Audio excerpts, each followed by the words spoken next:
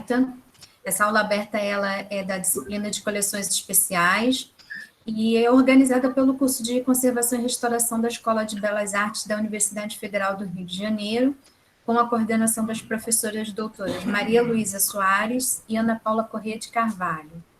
A nossa convidada de hoje é a bibliotecária Rosane Godoy. Ela é responsável pela Biblioteca de Obras Raras da Escola de Belas Artes, EBAO, e da Universidade Federal do Rio de Janeiro. O tema da nossa aula hoje é Conhecer para Preservar, a história do ensino artístico no Brasil, contado pelas coleções da EBAO.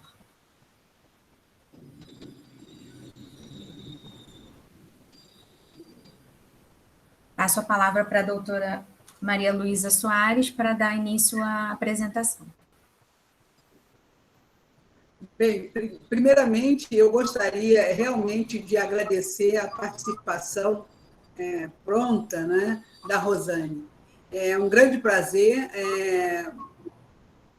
podermos relembrar alguns trabalhos que fizemos, retomar algumas parcerias que, no momento da criação do curso, foi fundamental, principalmente para a disciplina Papel 1 e Papel 2. Portanto, Rosane foi sempre nos estendeu a mão, sempre parceira realmente, né? E acho que, digamos que essa apresentação de hoje será realmente a coroação dessas nossas participações.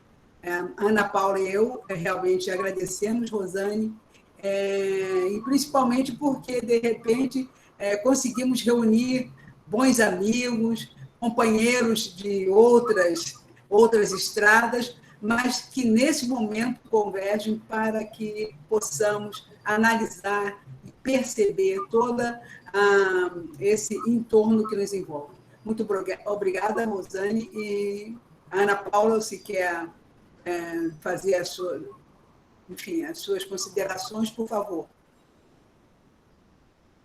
Sim, não só agradecer a participação da Rosane, a colaboração, reafirmar isso que a Cuca falou, né, dessa parceria desde o começo do curso, dessa troca, enfim, entre a Biblioteca de Obras Raras, a Rosane, a equipe, e o nosso curso de Conservação e Restauração. Então, é um prazer todos os amigos, os colegas aqui reunidos, os estudantes também, e por esse compartilhamento. Obrigada, Rosane. A palavra é sua. Em primeiro lugar, eu queria dizer que a recíproca é verdadeira, que eu estou muito grata por esse convite de vocês. É um prazer muito grande estar aqui.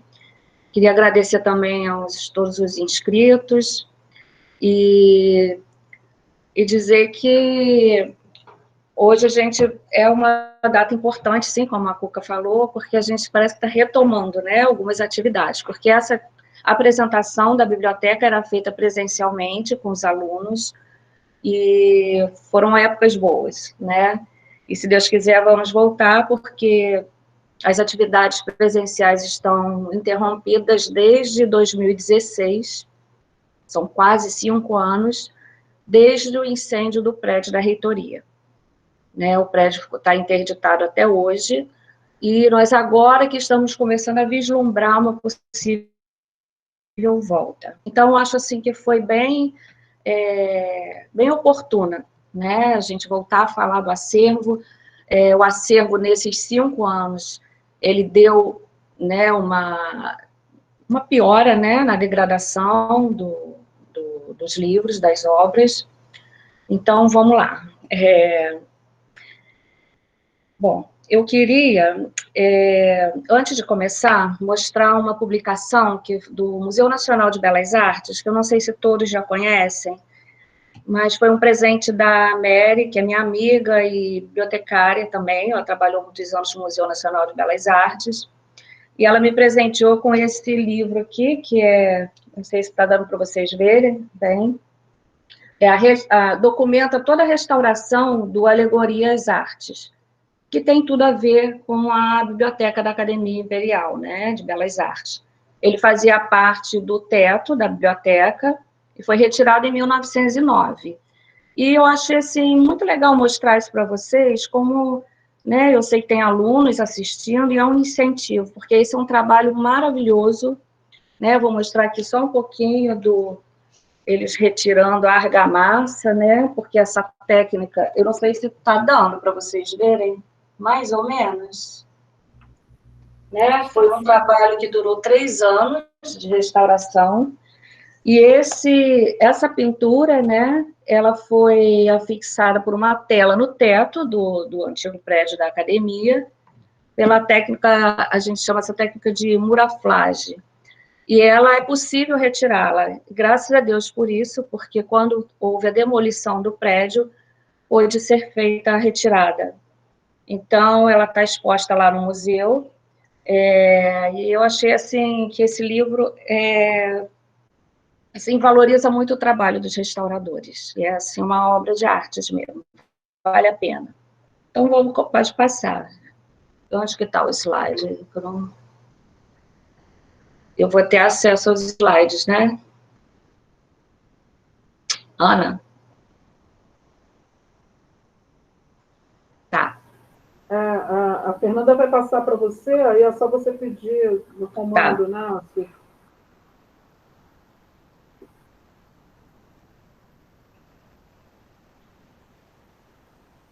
Pode passar já. É possível passar para a tela cheia? Ah, tá, ótimo. Tá. Pode passar. Bom, então, quais os objetivos que eu vou tentar trazer aqui, né? Cumprir aqui para vocês, né?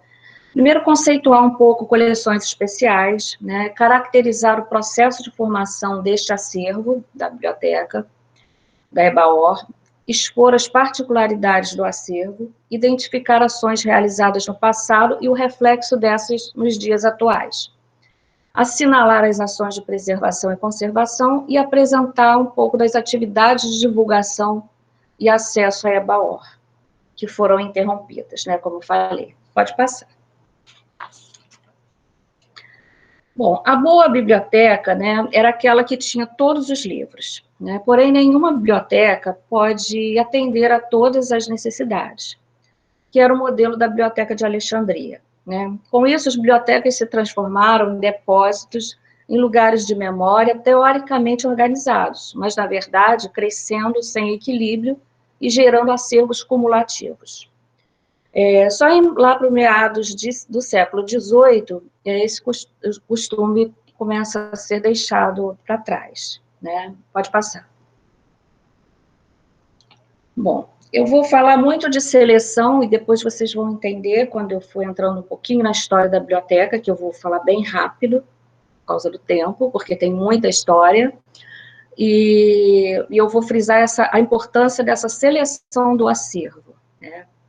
Então, escolhas personalizadas, movidas por valores, ideais, ideologias, políticas, ou simplesmente pelo ponto de vista dos curadores de acervo bibliográficos, geraram acolhimento, recolhimento, acréscimo, subtração, inclusão, exclusão, destruição, salvamento.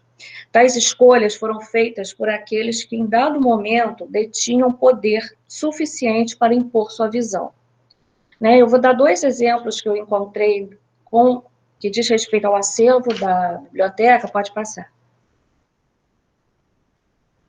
Né, que esse catálogo de obras da biblioteca tem anotações do ex-diretor Alfredo Galvão, e ele tinha o costume de anotar muito nas obras que ele lia, e ele anota, ele circula uma referência e coloca posto fora pela bibliotecária. Quer dizer, isso é um dos exemplos, né? Nesse momento, a bibliotecária exercia uma autonomia para decidir o que ficaria na biblioteca ou não. E isso é muito sério, né? As coleções de livros raros e especiais são um passado inextinguível, que permanece nele pelo temor da perda da memória, ou desaparece pelo destemor inerente à irresponsabilidade com a defesa da memória. Pode passar. Esse outro caso é também de um ex-diretor da Escola de Belas Artes. Isso está publicado na publicação Estudos Brasileiros, e eles pediu que fossem jogados, incinerado, né, todos os documentos da missão artística francesa, que estavam atacados pelas traças. A gente sabe que a conservação, né, e a restauração tomou um vulto maior a partir, né, da década de 60, e muita coisa, né, era desconhecida, né, os tratamentos que tem hoje, mas isso é muito grave, né, você jogar desenhos do Grandjean de Montigny, né, os desenhos deles originais, e a gente não sabe nem se isso chegou realmente a acontecer. Né? Então, eu dei esses dois exemplos, né, para mostrar que a destruição de acervos significa concretamente um apagamento, com a perda definitiva da possibilidade de estudar e de fazer uso de determinados aspectos do passado, inclusive para construir outras possibilidades de futuro. Pode passar. Eu vou entrar um pouquinho no conceito, tem vários conceitos, mas eu vou me ater a esses dois, que eu achei bem interessante, né? No dicionário da Faria e Pericão, elas falam que coleção especial é o conjunto dos livros que, por qualquer razão, merecem o qualitativo de raros, e que, devido à sua raridade, fragilidade ou importância, está apartado das coleções gerais de uma biblioteca. Já outro autor fala, obras que inicialmente não podem ser substituídas ou descartadas sem causar prejuízo à missão institucional, a sua relação com outros itens do acervo e a expectativa do usuário.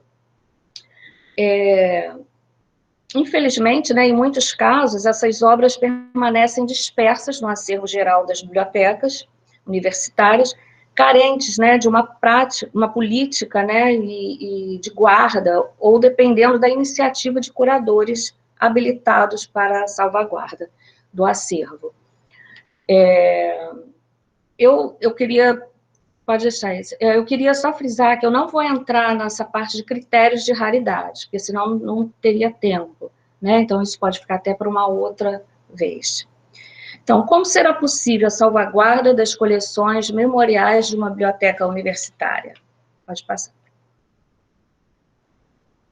A primeira preocupação do bibliotecário, antes de estabelecer e implementar quaisquer procedimentos relativos à gestão de uma biblioteca, é buscar informações sobre ela. Para conceber os objetivos de uma biblioteca, de um museu e mesmo da política de suas coleções, necessitamos saber antes como essas coleções se formaram.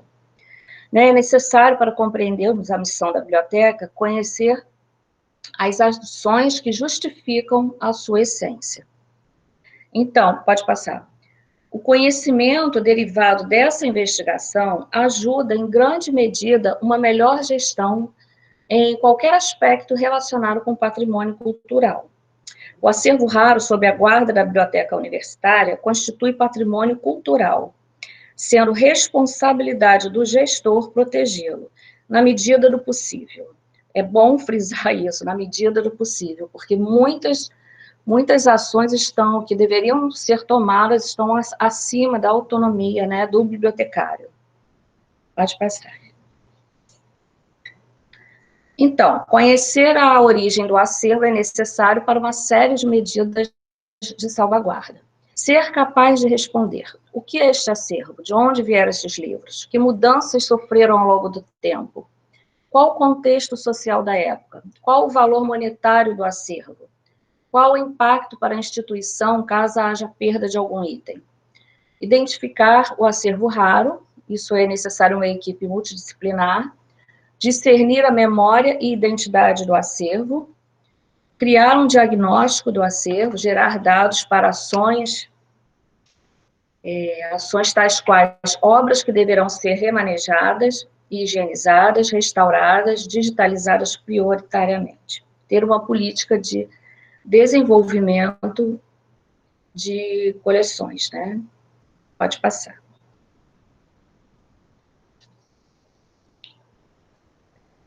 Então, agora eu vou entrar na origem deste acervo, né? Eu quero dizer que quando eu entrei a assumir, né, como responsável na Biblioteca de Obras Raras, eu nunca tinha tido contato com obras raras. Então, eu precisei, né, eu não saberia responder nenhuma daquelas perguntas que eu falei ainda há pouco.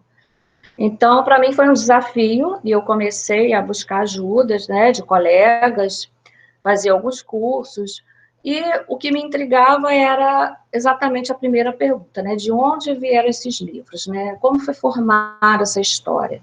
Então, no meu mestrado, eu resolvi, o meu objeto de pesquisa foi a própria biblioteca, e a história dela.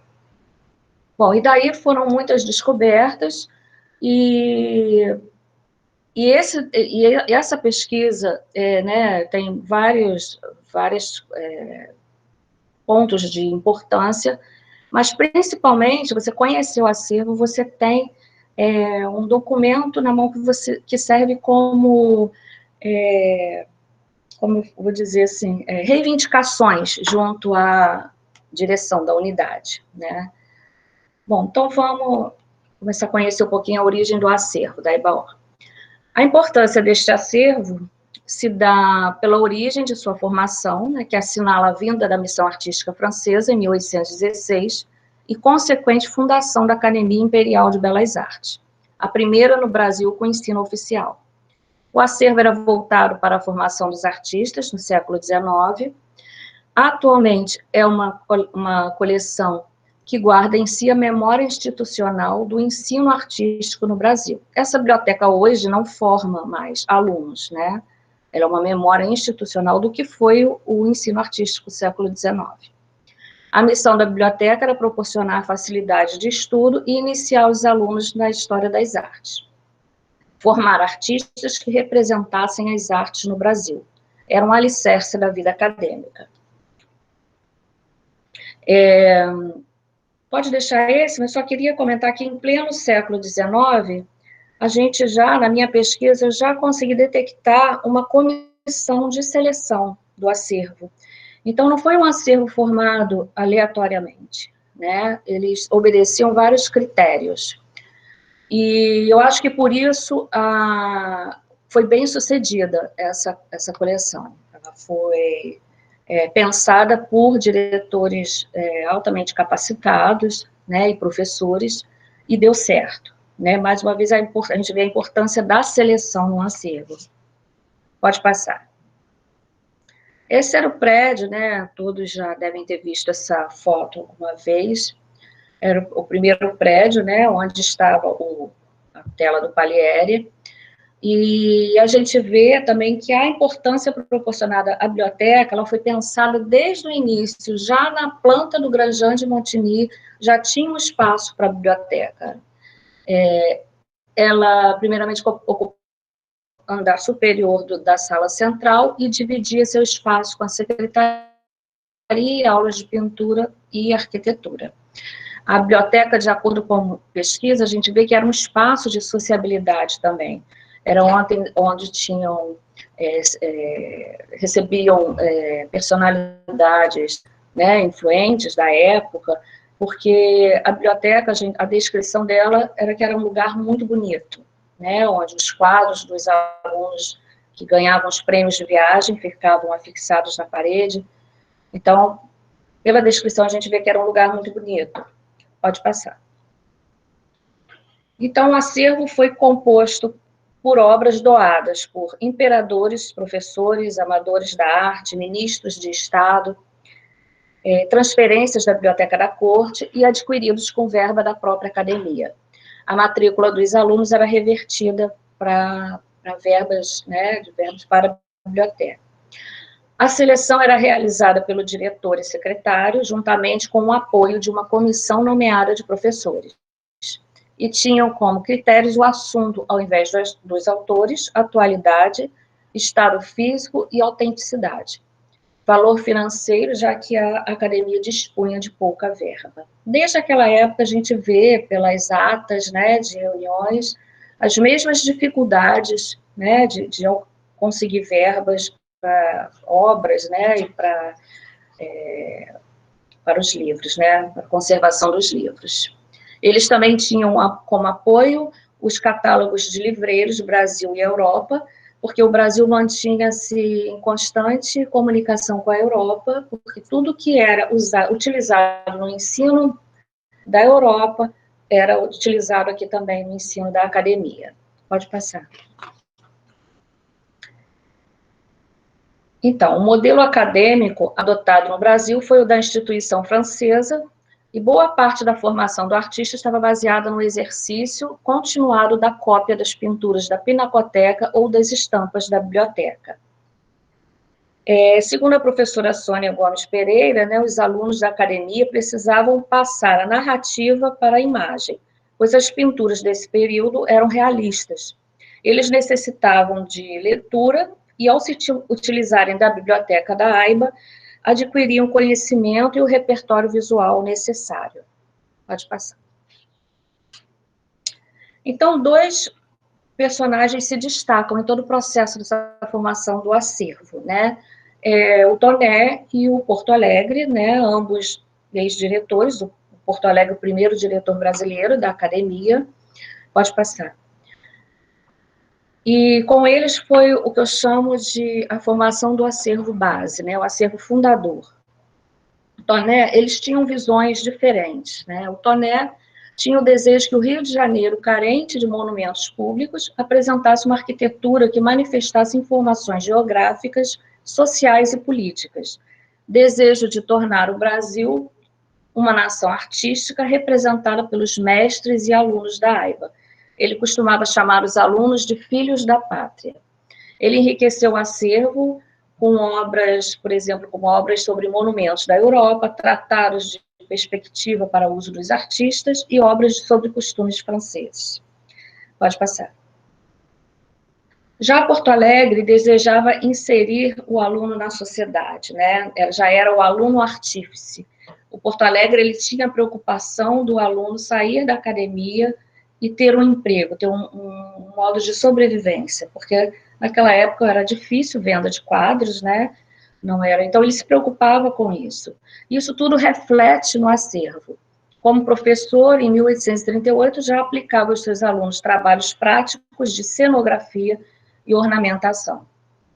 Então, ele também valorizava, né, a valorização da cultura brasileira, e a gente vê no acervo um reflexo disso, com retratos históricos de todos os povos do Brasil, estampas gravadas e litografadas no Brasil, desenhos originais de brasileiros ou sobre o Brasil, estudos sobre os motivos indígenas, usos e costumes das províncias e flores e animais do Brasil. Pode passar. Então, a reforma pedreira, instaurada por ele em 1855, foi um marco no ensino da AIBA, e teve a inclusão de novas disciplinas, que a gente também vê nitidamente no acervo, e a valorização e criação dos cursos técnicos, né, como eu falei, influenciando, inclusive, nas avaliações da Comissão da Biblioteca para a aquisição de novas obras, que passariam a fazer parte do acervo. Pode passar.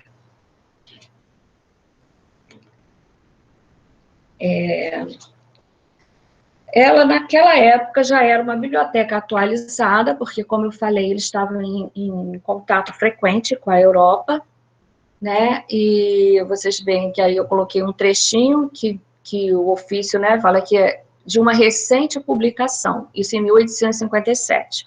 Então, esse livro foi trazido da Europa por ser uma obra de grande utilidade na Europa, já para os alunos. E já possuía obras raras, como as preciosíssimas obras completas de Piranesi, muito raras na Europa, segundo as palavras, né, que eu li numa publicação. Pode passar. Então, esses, basicamente, são os assuntos, né, que a gente vê, né, pode constatar no acervo de hoje, que são monumentos da Europa, história da arte, religião, mitologia, anatomia, artes decorativas, desenho, perspectiva, costumes, livros de viagens, técnicas de pintura, biografias, e dizer que, bom, é isso, os alunos, eles precisavam dominar esses temas, né, porque quando era sorteado o tema de concurso de prêmios de viagem, né, que eles concorriam, eles tinham que saber retratar muito bem a indumentária da época, ou uma passagem bíblica. Então, a biblioteca teve um papel muito importante na parte de fazer a Europa vir até eles, né? Eram alunos pobres que não tinham condições de viajar à Europa, então eles conheciam a Europa pelos livros. Pode passar. Então, já vou concluir, porque a história é muito rica e eu amo muito falar sobre isso, então, se eu não tomar cuidado, eu acabo passando aqui do tempo. Bom, então, o que a gente conclui, né? Que o modelo de ensino utilizado pela academia, com o suporte de uma biblioteca atualizada e competente, mesmo para os padrões europeus da época, trouxe resultados tão eficientes que modificou toda uma geração de artistas. Os alunos, ao terem contato com as obras didáticas da biblioteca, tiveram suas trajetórias de vida afetadas de forma positivas. Superaram seus limites, como a pobreza e a falta de conhecimento de outras línguas, principalmente a francesa, tornando-se artistas de renome e mestres na própria academia. A biblioteca da academia foi privilegiada por ter sido constituída em um momento da construção da nação. Era uma geração comprometida com a independência. Desse modo, trouxeram a cultura europeia para o Brasil através dos livros, possibilitando que a academia se tornasse eficiente em formar artistas e representar o Brasil por meio da arte. Pode passar. Então, aí é a nossa biblioteca hoje. Já não está exatamente assim, mas né, essa foto dá para ilustrar bem.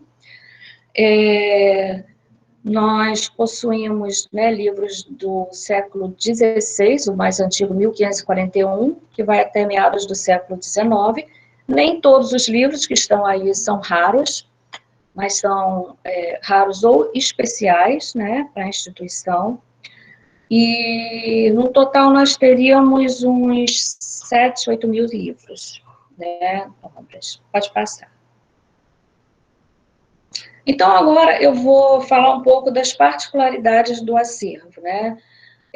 O que a professora Ana Paula, né, quando levava os alunos, a gente separava essas obras, né, e os alunos podiam olhar ali, né, ver os detalhes das encadernações, das costuras, né, são encadernações em pergaminho, tecido, linho, né, couro de carneira, papel, marchetaria, linda essa capa de marchetaria, couro de touro, né, tecido, couro tingido de verde, tecido seda.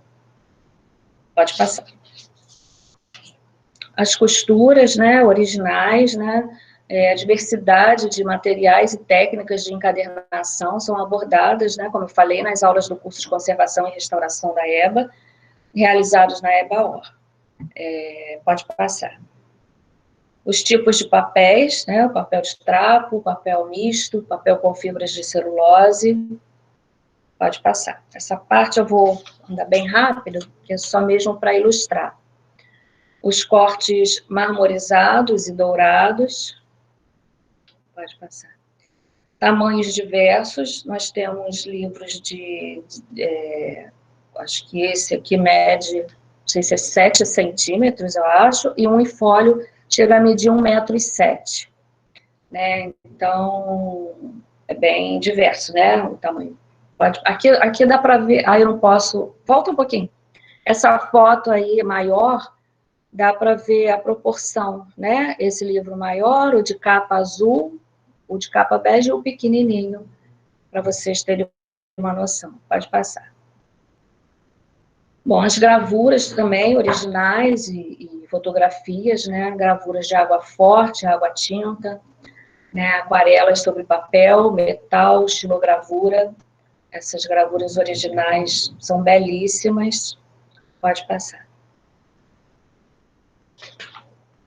E aí eu sempre gosto de contar, né, esse caso, porque qualquer dia até vão falar, lá vem ela com essa história do Teatro Municipal, mas eu acho, assim, com a utilidade, né, que um livro bem conservado, né, porque se essa gravura não estivesse bem conservada, não poderia ter sido utilizada, né? Ela foi utilizada como o cenário da Ópera Tosca, né? E a cenógrafa do Teatro Municipal foi à biblioteca porque ela soube que lá era o único lugar que tinha esse original. E ela precisava da foto do cárcere e dessa parte aí também. Só que ela não sabia que volume estava. É uma coleção de vários volumes. Então, eu lembro bem desse dia, já era quase 6 horas da noite, e ela falou, eu não sei qual é já com o fotógrafo dela lá, para fotografar, e aí ela fala, vamos tentar o volume 7, que é meu número de sorte. E realmente estava no volume 7, graças a Deus. E aí ela falou, né, de brincadeira, eu vou ser sua escrava para sempre. Eu falei, não precisa tanto, né, me dá um ingresso aí para eu assistir a ópera. E ela realmente deu, eu fui com meu marido, e me emocionei muito quando eu vi, né, todo o fundo do palco com as gravuras, né, do livro, né. Então, isso foi, assim, muito gratificante, né, trabalhar com um acervo desse. Pode passar. Aí a gente também vê muitas marcas de propriedades, né, de donos, assinaturas, né, autógrafos, como a gente chama. Pode passar. Eu posso falar bem rápido. Os ex-libris, né, que são as marcas de propriedade, são afixadas nas primeiras contracapa do... Temos muitos ex-libris do Alfredo Galvão, que ele foi um grande doador da biblioteca. Pode passar. Já falei, né, assinaturas dos primeiros diretores. Aqui tem um livro interessante, que ele tem várias assinaturas, que é esse primeiro aí, na parte de cima, né, que tem diversos autógrafos, né, então, acredita-se que o conjunto de obras fazia parte de um grupo de artistas, ele tem mais de um volume dele, um grupo de artistas, personalidades, algo próximo a um clube, né, o que poderia explicar todas as assinaturas, né. Essa conjectura foi pensada pelo professor Fabiano Cataldo, num curso que a gente estava assistindo, e nós mostramos, eu e a outra bibliotecária, mostramos essa imagem para ele, e ele vendo, ele ficou fascinado, né, com essas assinaturas, né, e nunca tinha visto uma assim. Então, ele acha que podia fazer parte de um clube. Pode passar. As anotações de estudos, né, ali tem um livro de anatomia, a anatomia era ministrada por médicos, né, na academia, e a gente vê, e essas assinaturas, essas anotações são valiosas, né, muitas vezes. Pode passar. Algumas anotações de estudos eram coladas, né? Então já tem migração como post-it, né? Eles escreviam um pauzinho e colavam no próprio livro. Já tem alguma, não sei se vocês podem ver, ali dá para ver, mas já tem migração da cola, né? Então os que estão soltos, a gente coloca no papel, um envelopinho, né? Com papel neutro e guarda nas primeiras páginas do livro e faz a indicação na catalogação.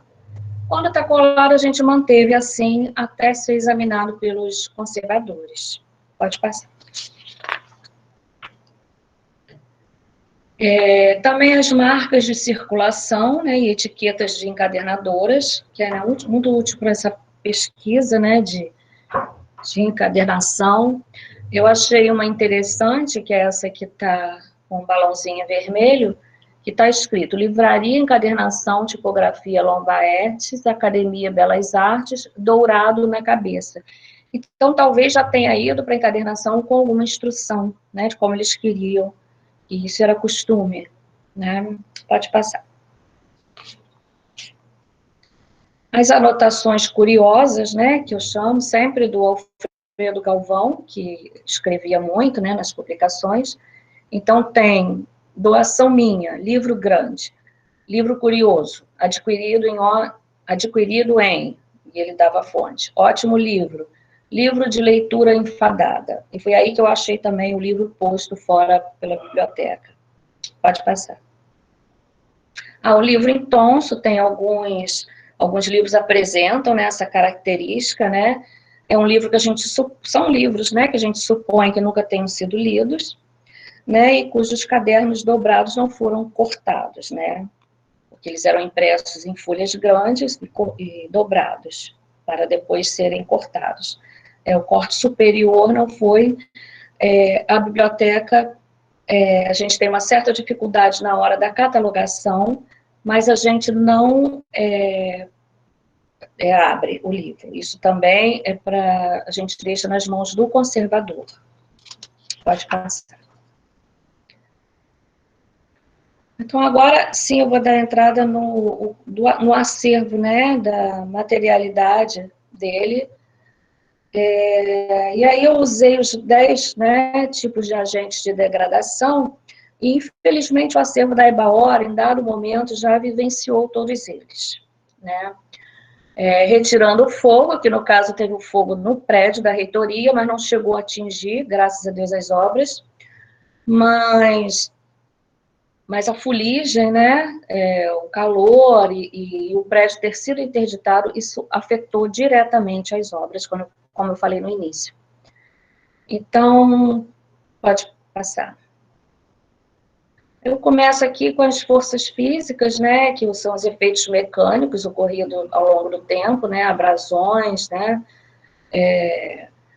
E aqui eu coloquei algumas ações antrópicas que eu acho, assim, que, né, a maioria é feita por próprios bibliotecários, por desconhecimento, né, de que aquilo poderia ter alteração ao longo do tempo, né, reagir com as capas, com a tinta, né, da cola, da etiqueta. Vocês veem, lombadas eram utilizadas, né, colados, carimbos com tintas, né, que passavam a gente para manchavam a outra página, anotações desnecessárias. Os livros, tem alguns livros tão frágeis que só da gente passar o lápis, a gente usa o lápis macio, né, 2B, mas só às vezes de encostar ele já rasga o papel. Então, tipo uma restauração de lombada, né, feita de um modo inconsequente, né, com essa fita. Pode passar. Os criminosos, né, agentes criminosos, nós já tivemos 2 furtos na biblioteca. Eu ainda não estava lá nessa época, mas esse livro que tem o pássaro, né, é um de ornitologia. Os pássaros são em tamanho natural, então é uma obra, assim, valiosíssima. E a gente sabe que os estrangeiros, né, admiram muito esses livros, né, que contam as histórias do Brasil, né, da fauna, da flora. Então, é um livro que é cobiçado. Ele foi... a gente pôde recuperar, quando eu digo, né, as bibliotecárias na época. Ele veio, não sei se vocês podem ver nessa setinha, ele veio com o carimbo da biblioteca retirado, mas está assim, um pouquinho mais claro, né? E essa obra, principalmente para a gente, né, é importante, porque eu achei num documento do arquivo, né, falando que pode ser essa obra, né, de bastante utilidade, pois que, sendo colorida, virá a formar uma coleção dessa importante parte da história natural, pondo assim ao alcance daqueles que se dão ao estudo deste ramo, objetos para aqui de difícil aquisição. Ela foi recuperada e faltando apenas algumas pranchas, infelizmente. Há também, assim, os furtos seletivos, né? A gente vê aí um recorte, a gente não sabe se é de assinatura ou um carimbo de uma outra biblioteca. Às vezes a pessoa recortou porque tinha um carimbo, para não pensar que foi ela que, né, que furtou o livro. A gente não pode saber muito bem, mas, de qualquer forma, é um furto, porque tem colecionadores de ex-libris, né, a gente sabe, de vinhetas, de capitulares, tem muitas belíssimas. Então, podem se aproveitar disso, recortar, né, e levar. Por isso que, quando, né, eu entrei nas obras raras, foi feita toda uma norma, uma política de consulta de acervo, a gente só atende com um pesquisador por vez. O Aloysio, eu não sei se ele ainda está assistindo, mas uma vez ele foi lá na biblioteca, era a minha mesa, a mesa do pesquisador em frente, e era o tempo todo sendo vigiado. Não que você desconfie, tem certas pessoas que você sabe que está ali como pesquisador, mas são normas que não podem ter um descuido, né? Então, a gente colocou várias normas para tentar, né, melhorar a segurança do acervo, né, na consulta. Pode passar.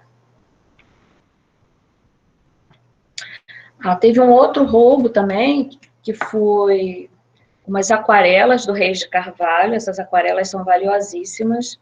E quando ela foi recuperada, ela já voltou com um formato alterado. Ela já formou, ela voltou sem, essas gravuras eram 2 volumes.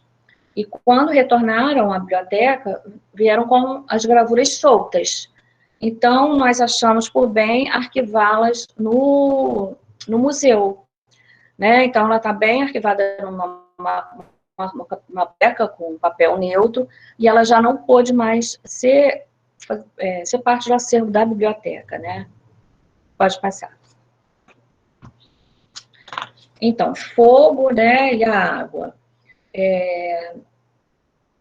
Em 2003, teve o primeiro vazamento de água por uma chuva muito forte. Eu entrei na biblioteca em 2010, ainda tinha, né, essa consequência toda desse vazamento, depois de 7 anos. Os livros ficaram, assim, bem molhados, mas na época foram tomadas medidas emergenciais e imediatas, e da secagem da obra, e nada se perdeu, né? Mas as consequências ficam, né? A fragilidade do suporte enrugado pela umidade, manchas. E ali está até a professora Ana Paula, que isso foi em 2019, ela está vendo uma obra, de um teto, aqui eu não sei se vai dar para vocês verem, aqui o teto, essa primeira, antes da professora Ana Paula, o teto caiu, literalmente, com uma obra que estavam fazendo no 8º andar. Então, ali deveria ser o banheiro. Nós já tínhamos avisado que embaixo tinha um acervo de obras raras, eles falaram que já tinham consertado, e um dia eu cheguei e estava assim, os gesso caíram em cima da minha mesa, e a água toda, né, molhou esses livros aqui. A professora Ana Paula foi lá dar um suporte a gente. Pode passar. Pragas, né, muitas, né, traças, porque a biblioteca ela tem que ser utilizada, né, ela tem que estar ali sendo manuseada, sendo monitorada, e isso com o acervo fechado todo esse tempo, né, isso agrava muito. E é importante, assim, foi um erro, mas eu não me envergonho, né, em falar, eu acho que isso é alerta para outros bibliotecários. Foi colocado, assim, por desconhecimento, uma madeira perto do acervo, e essa madeira, porque as madeiras que tem nos móveis são madeiras boas, né, aquela madeira que não dá cupim. Mas essa madeira, que era de uma qualidade inferior, ela foi infestada por brocas. Nesse caso, foi a professora Bem-vinda de Jesus que foi lá socorrer a gente, e ela retirou manualmente os bichinhos com pinça. Foi horrível, mas nós conseguimos ver a tempo, graças a, né, essa parte da monitoração que a gente fazia, mesmo com o prédio interditado, e a gente pôde controlar. Pode passar. Bom, aí tem a umidade relativa, né, e a temperatura, ambas com flutuação, né, variam muito. A gente não tem o ar refrigerado na biblioteca, nunca tivemos, e a gente controla isso pelo termohigrômetro, mas pelo entorno da biblioteca, né, que já é a Baía de Guanabara, como a gente mostra ali, é muito complicado, né, é uma questão de manter, né, a temperatura e a umidade relativa, né, constante. né?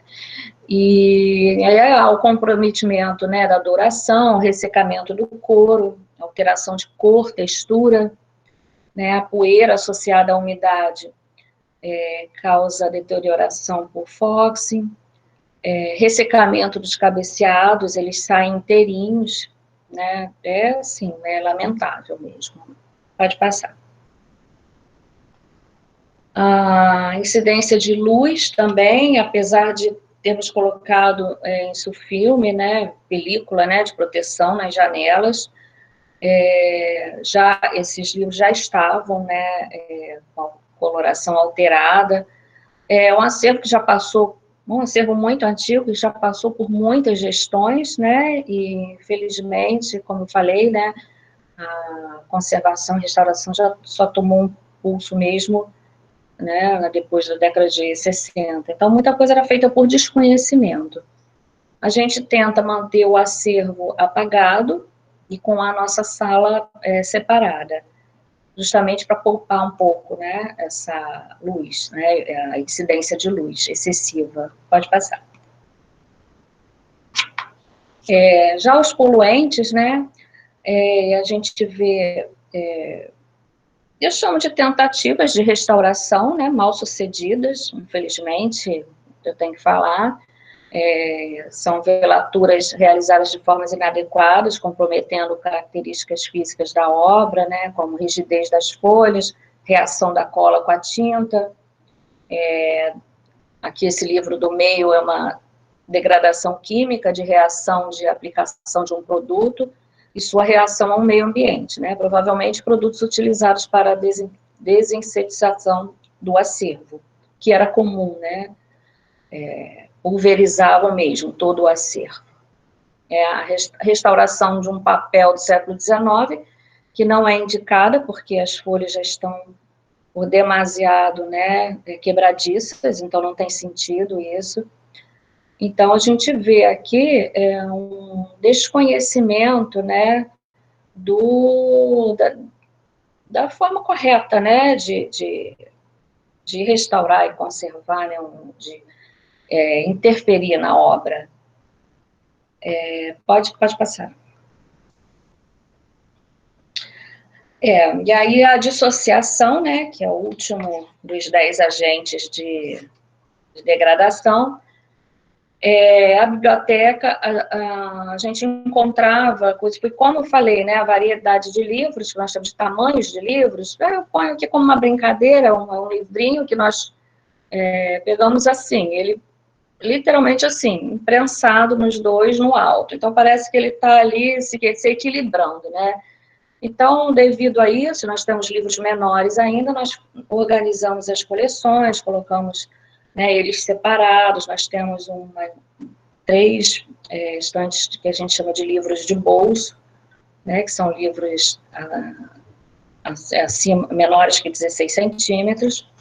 Os infólios, quando a gente estava organizando, né, a gente precisou de 12 homens para carregar uma estante, que é uma estante de madeira própria para infólio, e muito pesada, né, eu também dei muita falta, conforme eu ia fazendo o inventário, dei falta de publicações, e fui sair, assim, logo quando eu cheguei na biblioteca, eu saí, eu fui na direção, recuperei livro que o diretor tinha no cofre, professores com livros da biblioteca, livros na Biblioteca Alfredo Galvão, que é de acervo geral. Então, pude recuperar muita coisa, mas durante esses anos todos a gente teve algumas perdas, né? Talvez porque esses livros eram consultados no passado como livros de obras correntes, né? Em determinado momento em que começou a ter essa separação de obra rara e especial do acervo geral. Pode passar.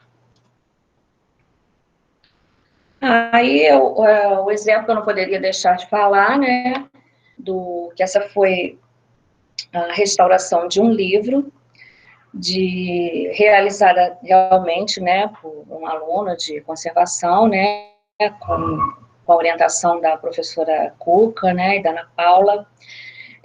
Eu quero deixar aqui, aproveitar a oportunidade e deixar aqui, assim, bem claro, né, que em momento algum, eu vou contar a história desse livro, mas em momento algum, nenhum bibliotecário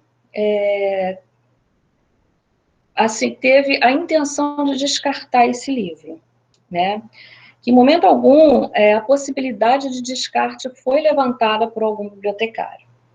E por incrível que pareça, a pessoa que falou que o livro deveria ser descartado foi um conservador, né? Então, quando a gente teve, né, o parecer que o livro não tinha mais jeito, que ele tinha que ser descartado, nós guardamos para uma futura avaliação. E foi quando começou o curso de conservação e restauração, e o aluno Francisco começou a obra, infelizmente ele veio a falecer, e o Guilherme assumiu.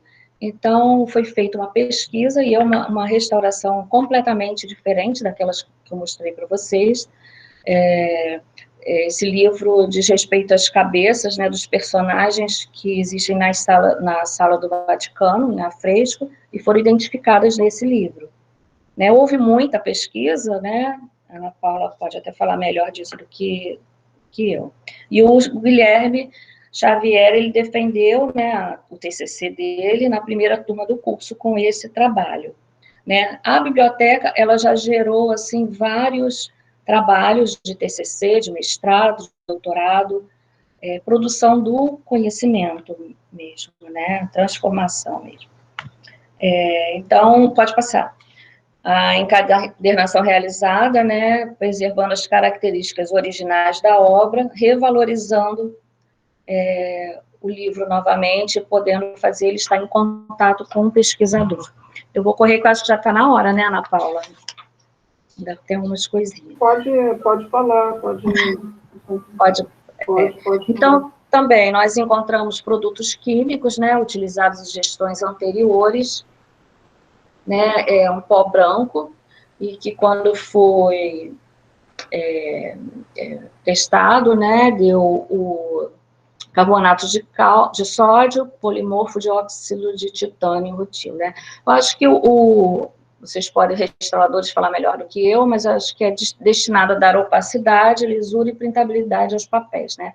E ele também estabiliza a degradação pela tinta ferrogálica, né? Vocês podem ver ali, tem muita degradação já da tinta, né? Passando para o papel.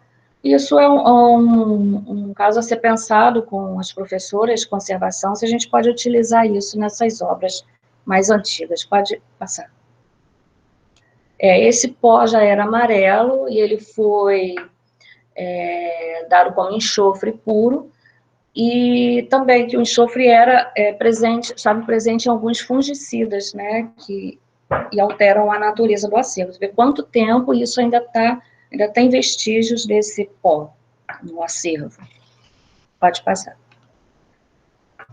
Então, a biblioteca hoje tem a missão, né, de preservar para divulgar e com recursos de difusão para a promoção do acervo, acesso e produção do conhecimento. Pode passar.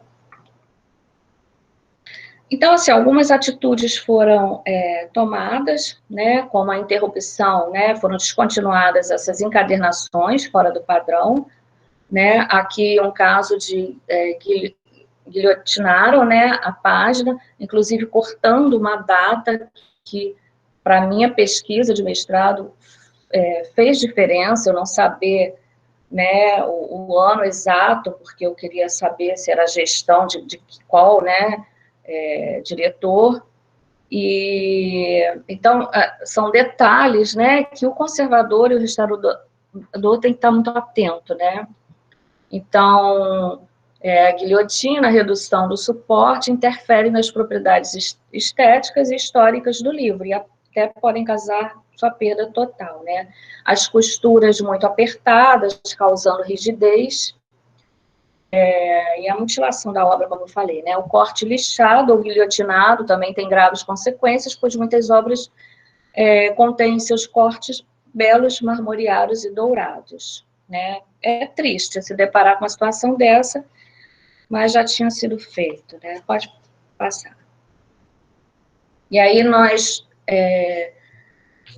tínhamos um encadernador que ele fazia essas caixas, eram as primeiras caixas que foram feitas para evitar, né, os materiais particulares, a incidência de luz. Então, era uma caixa de papelão, a lombada com o título do livro, a classificação, e forrada de papel neutro. Ali outras capas de papel filifold, aquele papel amarelinho, que a gente usava os marcadores para, né, quando não mais usar etiqueta. E um periódico que eu notei também que era jogado fora a capa dos periódicos, eles encadernavam tudo. E aí eu falei com esse encadernador que não podia ser assim, ele aproveitasse a capa, né? Porque tem capas belíssimas de periódicos. Então, ele só colocou os cantos, né, e a lombada e preservou a capa quando reencadernou. Pode passar. Então, aí é o nosso projeto, né, que ficou na saudade, com os alunos, né, do curso de conservação e restauração. Então, a importância do projeto, né, pode ser verificada em diversos aspectos, posto que durante a higienização foi realizado um diagnóstico do acervo, que proporcionou a identificação da presença de fungos, insetos e outros agentes nocivos, produtos químicos tóxicos, porventura utilizados em gestões anteriores, etiquetas e outros materiais prejudiciais às obras. Pode passar. Então, foi uma oportunidade dos alunos entrarem em contato com o acervo e, ao mesmo tempo, as obras receberam o tratamento técnico necessário, tendo em vista o respeito de sua integridade estética e histórica. Esse conjunto de livros higienizados participaram da exposição de um recorte de acervo, que foi baseado na minha dissertação de mestrado, onde a gente expôs o acervo fundador, conversando com as peças do museu Dom João VI, que também tem cópias, né, dos artistas, dos alunos na época da academia. Pode passar. Aí tem uma turma, né, fazendo um trabalho, isso a gente pôde fazer depois de organizar o acervo, né, diversas atividades puderam ser realizadas na EBAO, e há muito ainda a ser feito lá, né, muitas possibilidades que esse acervo tem. Pode passar. Eu já estou acabando. Aí um espaço de ensino também, os professores ministravam aulas na própria biblioteca, cursos como de biblioteconomia, de conservação, história da arte, pintura, já utilizaram o acervo para dar aula. Pode passar. A gente dava, né, aí apareceu dando uma palestra sobre a formação do acervo para os calouros, que muitos alunos entravam e saíam da escola sem conhecer a Biblioteca de Obras Raras. Pode passar. O EBA, um dia na EBA, que a gente trabalhava com crianças do ensino fundamental e médios da escola pública, com oficinas. A gente fazia esse trabalho em parceria com o Museu Dom João VI.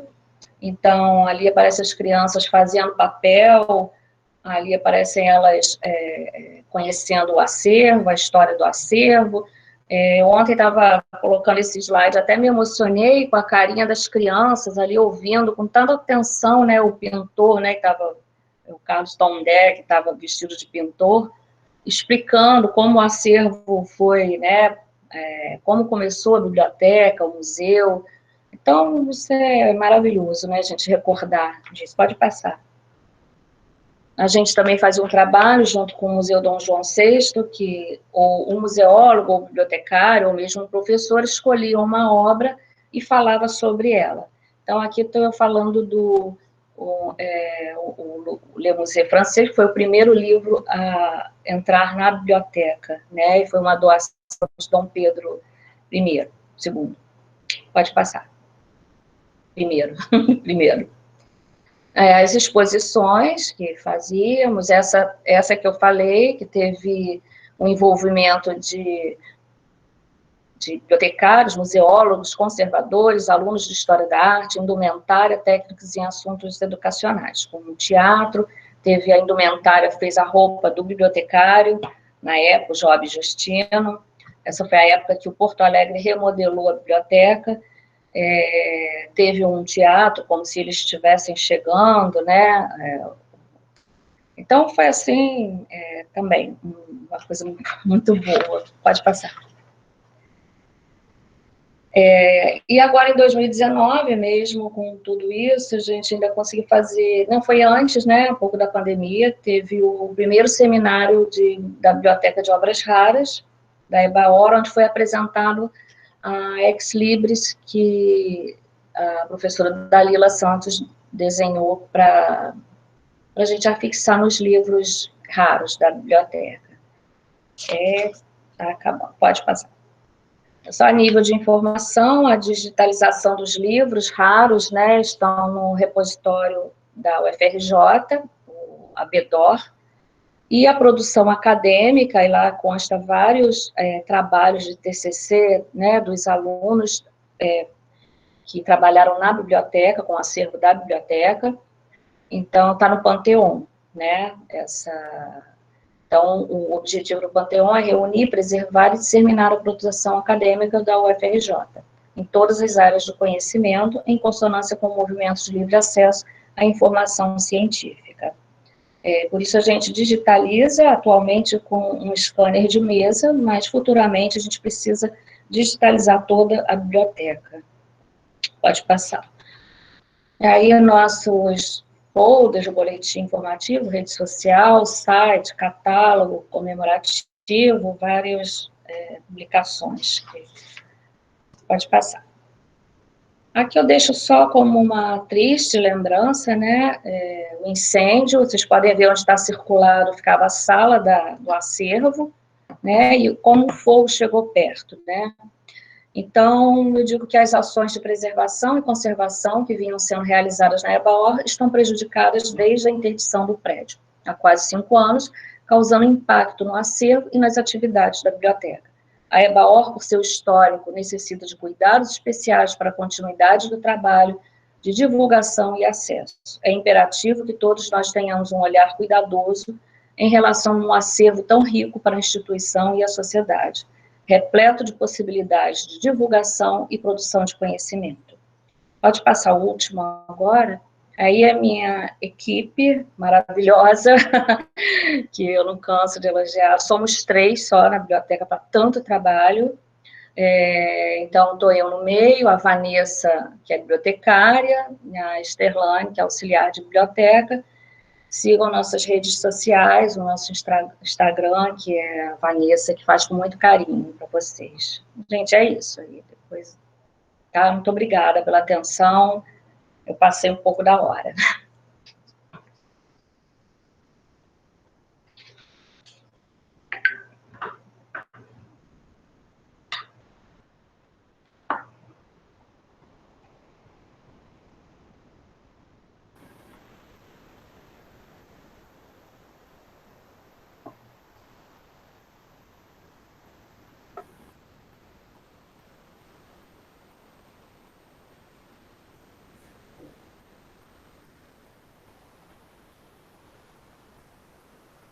Olá.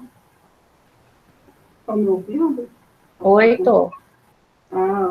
Obrigada, Rosana. Não, então vou passar a palavra para a Cuca, mas é só que eu estava me lembrando, acho que a Cuca se recorda também. Obrigada aí pelas suas informações, né, assim, relembrando tantas histórias dessa relação de muito tempo entre o curso e a conservação, porque eu entrei no curso em 2010, no começo do curso, né. Eu, em 2011, estou completando agora 10 anos de relação com o curso, e sobre esse trabalho de restauração do livro, né, que o Guilherme participou, o Guilherme Missionário e a Francisco, depois o Guilherme deu continuidade, ele foi TCC do Guilherme, trabalho de conclusão do curso, orientado pela Cuca, e foi o primeiro TCC também, né, do curso de conservação. Estava me recordando, você falando e me lembrando disso. E era só para dizer que, para a gente também, da conservação e da restauração, a Luísa trabalhou bem essas fontes, acho que o Guilherme também. Eu usei alguns na tela, que tem muita informação sobre a área da conservação e da restauração no Brasil, da história da conservação no Brasil, no acervo de obras raras da EBAU. Isso é interessante de pensar.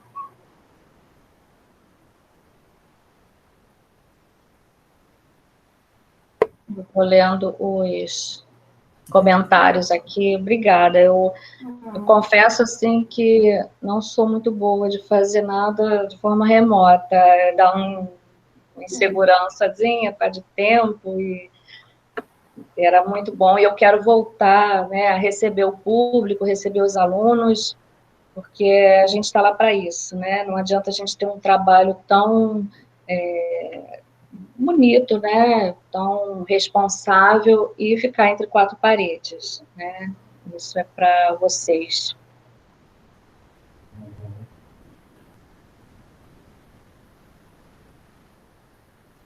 Realmente, eu gostaria de agradecer a passagem por toda essa história. Como bem lembrou Ana Paula, nos traz bons momentos. Nós tínhamos assim um acesso muito direto, muito objetivo, né?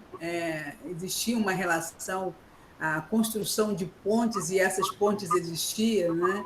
Entre as disciplinas focadas no papel, né? nas grandes coleções.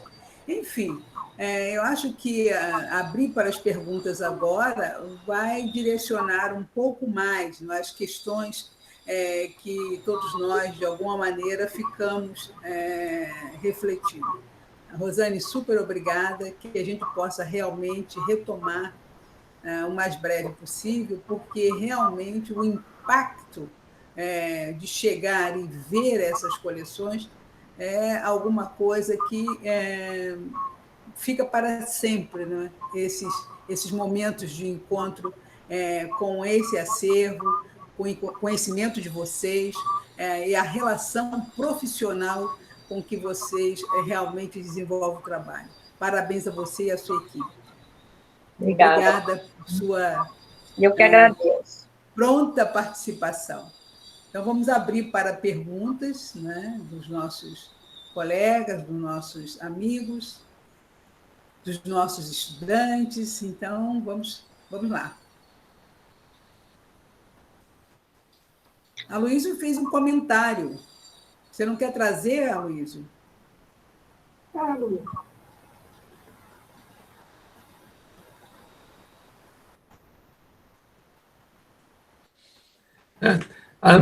Como gostei muito da palestra, excelente, justamente porque enfocou essa interface, né, muito precisa com a conservação e restauro, né, e também chamando a atenção que essa biblioteca foi extremamente relevante na minha pesquisa de doutorado, porque foi aí que, né, como você também me recebeu naquela ocasião na minha pesquisa, né, quando nós encontramos os dois livros, né, dos manuais de conservação, né, que eram utilizados, então, na biblioteca da Academia Imperial de Belas Artes.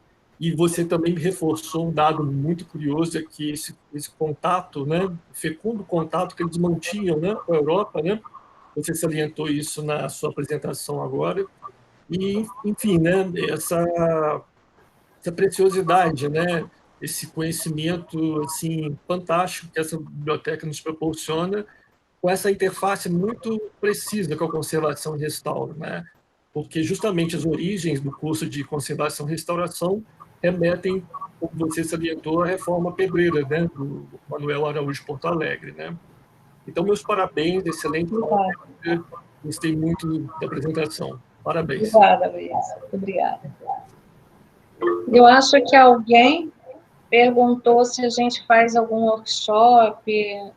Vi, Ana Paula, se alguém perguntou isso, porque eu li ali. Gostaria de saber se atualmente a biblioteca oferece algum workshop, curso ou algo parecido de forma remota. Como a pandemia influenciou? Como o quê? Como a pandemia influenciou? Ah, sim. Nós utilizamos... Na verdade, nós estamos trabalhando de forma remota desde o incêndio, né?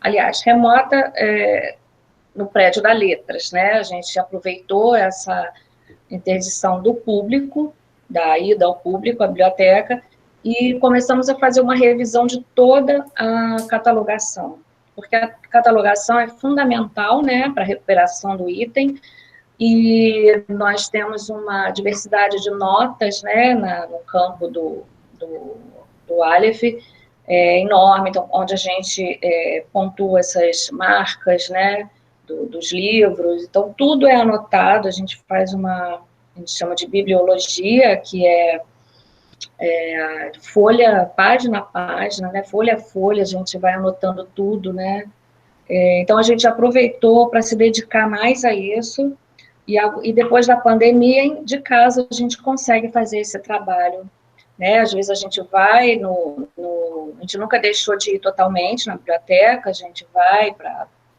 ver, né, monitorar, e lá, às vezes, a gente tira foto do livro para trazer para casa, para fazer uma catalogação mais bem detalhada.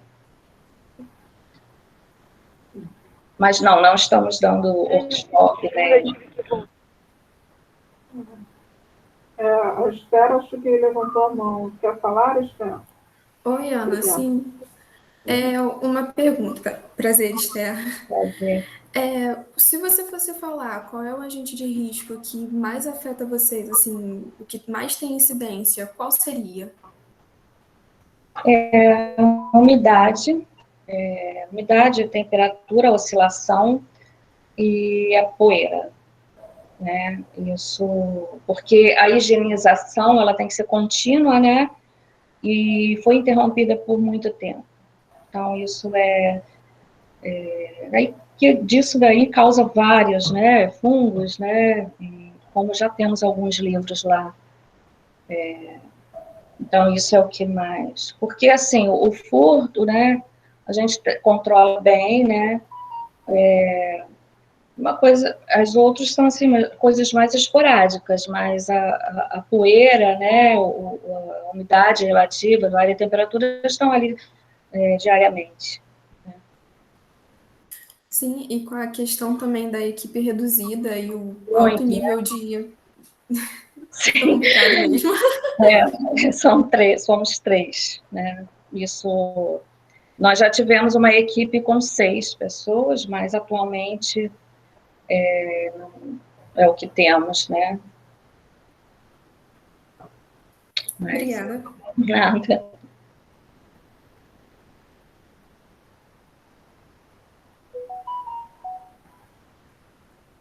Rosane, boa tarde, Fernanda. Quando você mencionou sobre a umidade, né, relativa do ar e tal, e sobre a parte da iluminação, essas coisas acontecem por falta de verba direcionada para a biblioteca? Isso me chamou bastante atenção. Também. Nós já temos um acervo num local que não é próprio. O prédio foi construído para salas de aula, né? Então, ele não atende, né, as nossas necessidades. Falta de espaço, falta de ter verba com arquivo deslizante, que já melhoraria muito parte do acervo. Tudo isso tem sido, mais com a situação que todo mundo sabe, né, que isso está acima de mim e acima, né, às vezes, da direção. Então, é uma coisa muito complicada, né. Nós já estamos com projetos, né, até mesmo com a Ana Paula, e com Bem-vinda, com a direção, com a nova coordenadora do setor de memória e patrimônio, da qual a biblioteca faz parte, que são arquivo, né, museu e biblioteca. E nós temos conversado muito sobre a mudança de local, como poderíamos conseguir um prédio, né, porque já há muitos anos que a EBA não tem um prédio próprio, então seria um prédio onde a biblioteca teria todas as necessidades atendidas, seria feito para uma biblioteca de obras raras, né, mas isso, assim, a gente não pode perder a esperança que um dia vai acontecer, né, mas eu vejo muito empenho da direção e da coordenação, mas, assim, não, é uma coisa que eu acho que está além, né, a gente está vivendo um governo agora pior ainda, né, valorização, né, da cultura, isso é muito grave, mas a gente faz o que pode, né? Sim, sim, eu perguntei por conta até mesmo das medidas de conservação preventiva mesmo, e até mesmo por conta da gestão de risco, né, da biblioteca. Sim, muito, muito sério isso. É isso. Obrigada, Rosane. Obrigada. Acho que a Gabriele Batista levantou a mão. Pode falar, Gabriele, pode fazer sua pergunta. Boa tarde. Boa tarde. Então, a minha pergunta é o seguinte, é que assim, a gente sabe que a biblioteca, ela tem essa ligação direta, né, com o curso de conservação e restauração, e acho que isso ajuda bastante, né, na produção e nessa visão inteira. Mas eu fico imaginando, assim, eu queria saber de você, se você tem, o que eu acho que você com certeza tem amigos, né, bibliotecários que também são de outras bibliotecas. Eu queria saber, assim, se existe alguma que não tem esse contato com conservação e restauração, se tem alguma discussão, alguma problemática, como que funciona isso, assim, se tem algum relato mesmo? Sim, quando eu apresentei, né, esse projeto de higienização em vários lugares, inclusive no CIB, e aí, quando eu acabava a apresentação, vinha um monte, né, delas de bibliotecárias perguntando, eu também quero, como é que faz para ter? Mas é tudo muito complicado, né, porque são poucos profissionais, alunos, né, até para atender um mundo, porque o CIB tem 46 bibliotecas, todas precisando, todas em situação, sabe, assim, não ideal, longe do ideal. Então, assim, cada um faz o que pode. Eu sei que a Ana Paula já andou também na Letras, né, dando um apoio, mas é complicado isso. Tudo se resume às verbas, né, que não chegam. Não existe um sistema, assim, não existiria um sistema onde eles conseguem dar essa mão de obra, essa ligação? Acho que a Ana Paula até pode responder melhor, né? Assim, da minha experiência, assim, dessas minhas andanças já lá pelo Fundão, eu participei algumas vezes de um curso que era de capacitação de boas-vindas para falar o que era preservação para os auxiliares de biblioteca, uns 2 ou 3 anos seguidos. Ele não era curso prático ali, ele era um curso teórico para explicar um pouco sobre o que é esse universo da preservação. Mas eu acho que vai ficar gravado, né? Eu vou aproveitar também o sistema de bibliotecas da UFRJ, CIB, também que precisa de uma conscientização que é no campo político, né? Nós abrimos, sei que a universidade passa por um momento delicado, tem tudo isso, mas vagas para conservadores e restauradores, porque um conservador, um restaurador que entre para fazer carreira, para trabalhar para a universidade, está ali presente, ele iria elaborar todas essas políticas, diretrizes, juntamente aos bibliotecários, né? Fazer um trabalho em conjunto.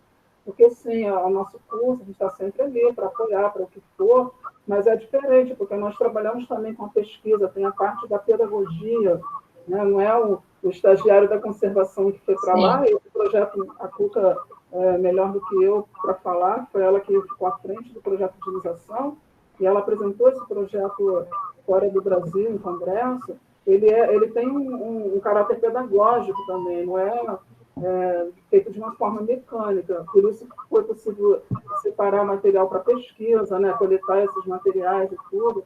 Então, mesmo com as nossas dificuldades, a minha campanha é essa, para que se sensibilize, para que tenha concurso também para auxiliares de conservação e restauração, para conservador, restaurador, dentro do sistema da rede de bibliotecas da UFRJ, essa, que até onde me consta, eu não sei se estou errada, é a maior universidade federal do Brasil, né? Então, sim, a gente tem acervos, assim, enfim, acho que é um pouco por aí.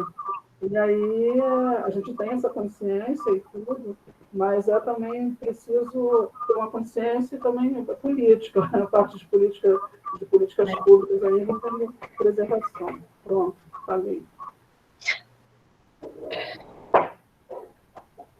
Lúcia, pode fazer sua pergunta, Lúcia.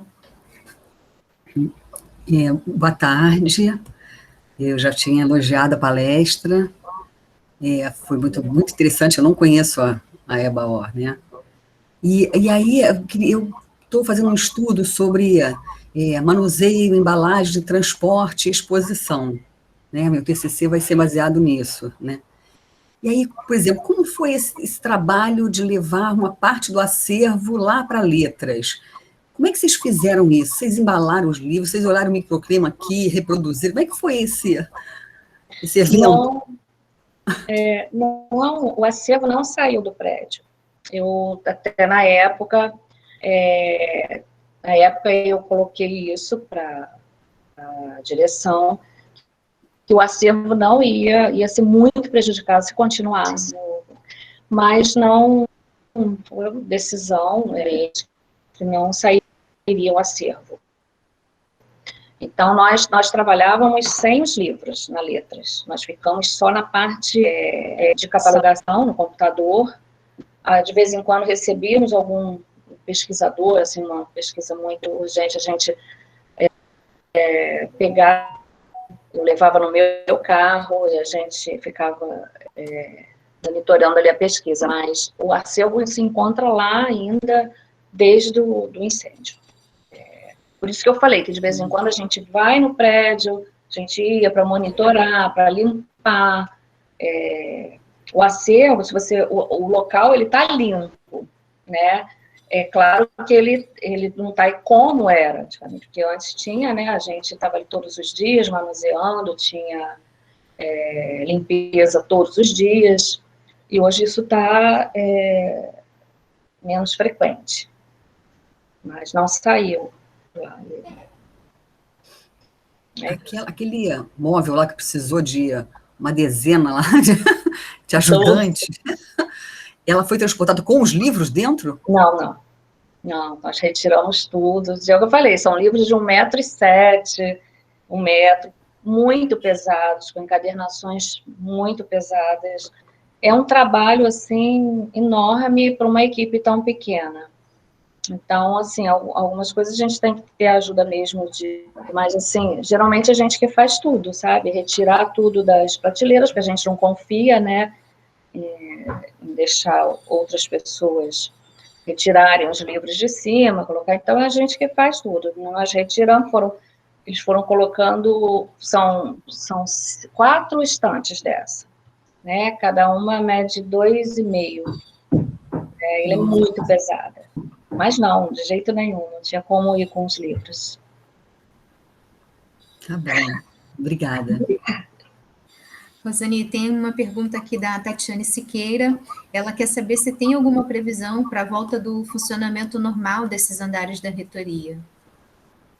Ainda não, de concreto não. Eu sei que estão trabalhando nisso, fazendo inspeções, mas não tem nada ainda certo. Uma data certa, não. A Esther Nascimento, ela quer saber se você poderia repetir o nome do livro que apresentou no início, que ela não conseguiu anotar. O livro? O livro, tá. Alegorias Artes. Tá? Alegorias Artes, Leon Palieri. Ele se encontra à venda no Museu Nacional de Belas Artes. Eu não sei o preço, porque foi um presente. Vale a pena, gente. É maravilhoso esse livro. Obrigada. Outra pergunta, essa no caso é minha, sobre esse livro que foi indicado o descarte, e ele posteriormente foi restaurado. Como foi essa indicação? Você poderia falar para a gente um pouco por que vocês... um pouco mais assim, específico, não sei se específico, talvez mais profundo. Por que vocês mudaram, não aceitaram inicialmente a opinião do restaurador, que deu essa indicação para o descarte? Sim, é porque eu tenho o seguinte pensamento, que hoje não pode ser feito, talvez num futuro próximo ele tenha condição, como foi, né? Então, nós temos vários livros lá nesse estado, sabe? Estão isolados, aguardando um interesse, né, naquele livro especial, ou no tema que ele aborda. Então, eu achei uma medida muito drástica, sabe? E eu acho que com a evolução, né, da tecnologia, tudo é possível, né? Você não pode condenar assim. E quem sou eu para jogar um bem que é, né, de patrimônio público fora? Não, eu não faço isso, eu não descarto livro de forma alguma, né? Só se tiver um aval da direção, né? Mas não, por minha conta, não, jamais, né? E como foi, né? Logo depois começou o curso de conservação e ele teve esse destino, né? Ele tem o volume 1 também, né? Que poderia até fazer um trabalho igual. Mas lá tem vários, quem quiser, as ordens para fazer uma pesquisa. Guardou também para fins de pesquisa, né, Rosane? Isso é importante. Sim, para pesquisa. E os documentos que sofreram intervenções incorretas, depois os nossos amigos, né, discentes, eu como aluna também pergunto, essas intervenções, elas puderam ser, como é que eu posso dizer, assim, retiradas, né? Foi possível recuperar alguma coisa ou ela teve que, infelizmente, ficar daquela forma? Não, está daquela forma até que as professoras possam intervir ali naquela obra, porque a gente não retira nenhuma etiqueta. Nós, bibliotecárias, não retiramos uma etiqueta, não interferimos na obra. Isso eu acho que já é parte da conservação, né? Então, não foi retirado nada, não foi nada, eles estão lá, sim, do jeito que foram manuseados lá, dessa forma. Eu, como parte do grupo de discentes, agradeço pela oportunidade que vocês dão a gente, né, de acompanhar as obras raras, né, de ter acesso à biblioteca e também deixar, assim, não para você, Rosani, mas como reflexão, como a nossa universidade é tão grande, tem tantas bibliotecas e tão poucas delas nos dão uma oportunidade ao curso de conservação e restauração para ter acesso às bibliotecas, que são muito importantes para a gente, para termos uma visão mais próxima, né, do cotidiano de uma biblioteca, quão grande a universidade é, e poucas bibliotecas da universidade nos dão oportunidade de conhecer esse espaço. Eu falo porque muitas vezes a gente procura estágio e oportunidade, mesmo de estágio voluntário, sem nenhum tipo de remuneração, e como é difícil a gente encontrar isso dentro da nossa própria universidade. E reforçar a fala da professora Ana Paula, o quão seria importante ter um concurso, né, dentro da UFRJ para conservador e restaurador, porque a gente não tem apenas... A gente não tem só a biblioteca, tem outras coisas dentro da universidade, como os museus, que são diversos. A gente teve agora, né, um processo seletivo de bolsista para os museus da UFRJ, e foram abertos a todos os cursos da universidade. E eu fiquei, assim, muito impressionada, porque muitas vezes o papel do conservador restaurador ele é desempenhado dentro de outros museus da universidade por alunos de outros cursos, que não são de conservação. E isso deixa a gente um pouquinho, assim... lamentável. Chateado, e agradecer por vocês da EBAOR nos darem a oportunidade de conhecer e fazer parte disso. Mas vai ter oportunidades futuras. Nós já pensamos, né, tanto o museu como o arquivo e biblioteca, de fazer um projeto com estagiários de conservação. Nós temos muitos projetos que estão sendo feitos para quando a volta, né, acontecer, a gente colocar isso em prática. Mas, com certeza, terá lugar, sim, sempre na EBAOR para estagiários. Vamos precisar muito agora. Obrigada. Alguém tem mais alguma pergunta para a gente poder seguir para o encerramento?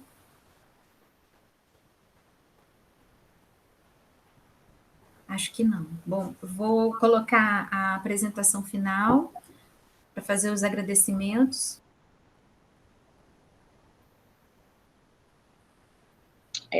Eu?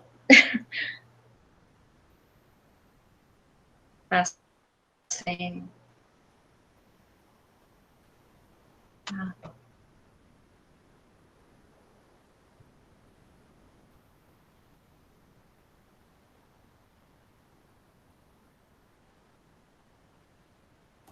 Está sem som. Fernanda, está sem som.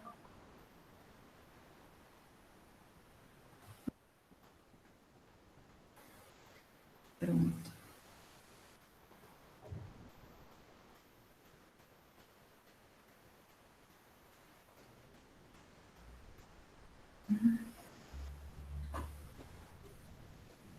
Bom, agradecemos, né, à bibliotecária Rosani por aceitar o convite para este encontro e pelo excelente debate.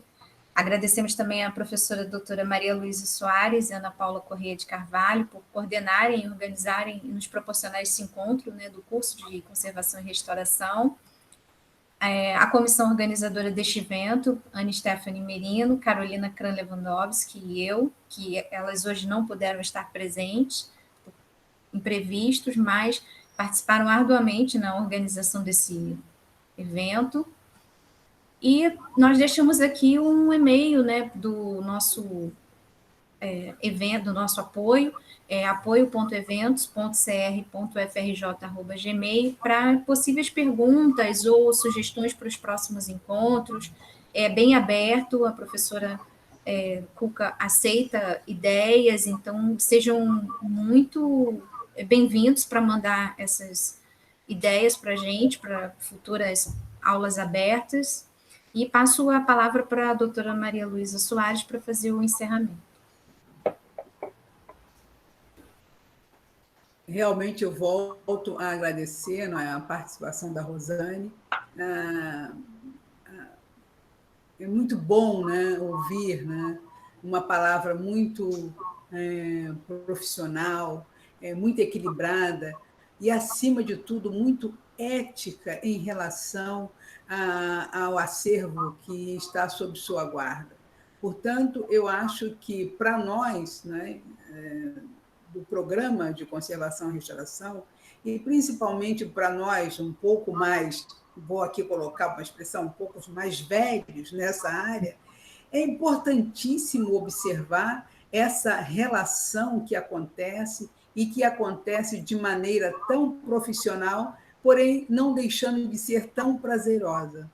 Portanto, eu realmente agradeço a Rosani essa oportunidade, né, de realmente realizar esse conceito interdisciplinar, onde cada um de nós, dentro de nossas áreas, somamos, mas com um objetivo muito claro, que é a conservação da nossa memória, a conservação do nosso patrimônio e propiciar para os nossos estudantes essa oportunidade.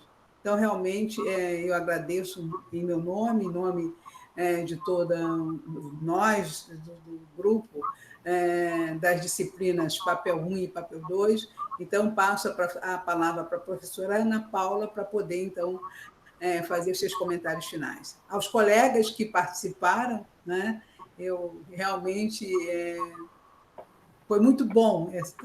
Eu fico muito feliz de ver esses olhares, essas faces, esses sorrisos tão afetivos. Muito obrigada a todos. Então, por favor, Ana Paula.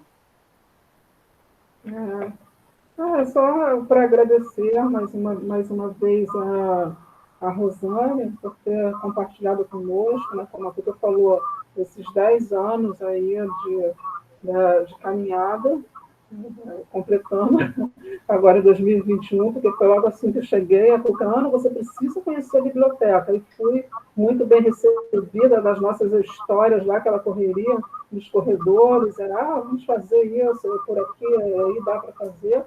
e falar assim, que o trabalho que vocês vêm fazendo aí serve de exemplo a outras bibliotecas até do sistema da FRJ, que também tem obras raras, tem uma particularidade, às vezes o acesso também ele é limitado por uma questão de segurança, tem essa diferença também, várias questões, mas é que possamos dar continuidade, teve essa pausa, mas ideias aí não nos faltam, né?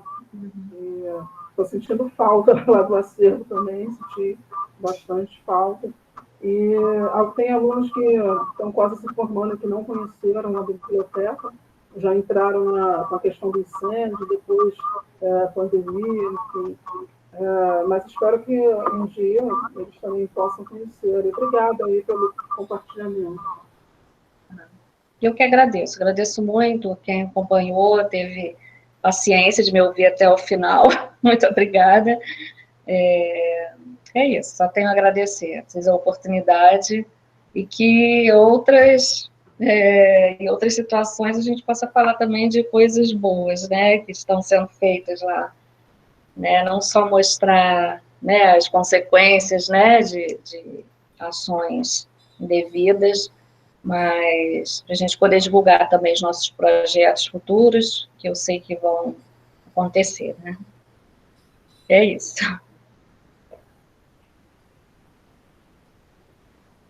Ok. Alguém gostaria mais de usar as palavras finais?